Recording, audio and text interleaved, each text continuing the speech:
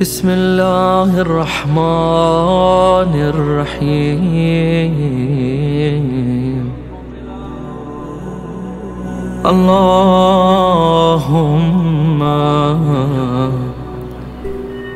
اجعلنا من أقرب من تقرب إليك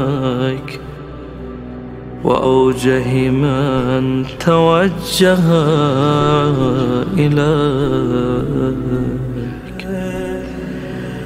وأنجح من سألك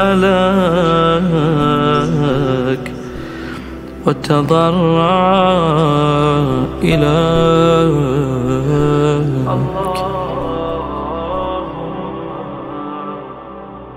اللهم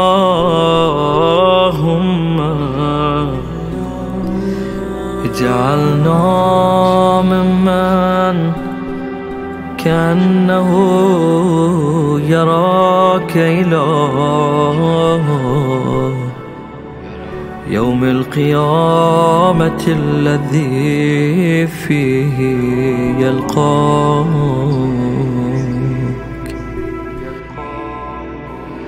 ولا تمتنا إلا على رضاك. اللهم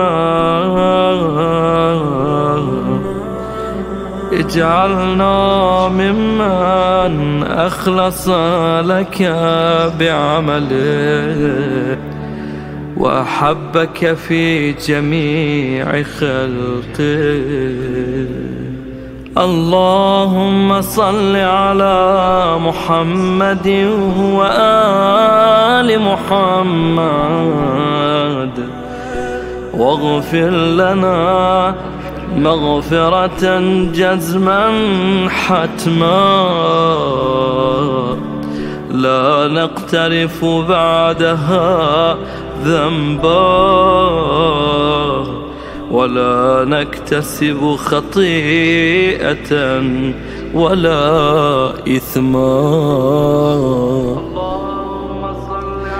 اللهم صل على محمد وآل محمد صلاة نامية دائمة زاكية متتابعة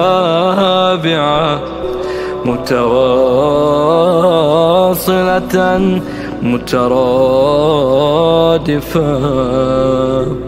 برحمتك يا أرحم الراحمين.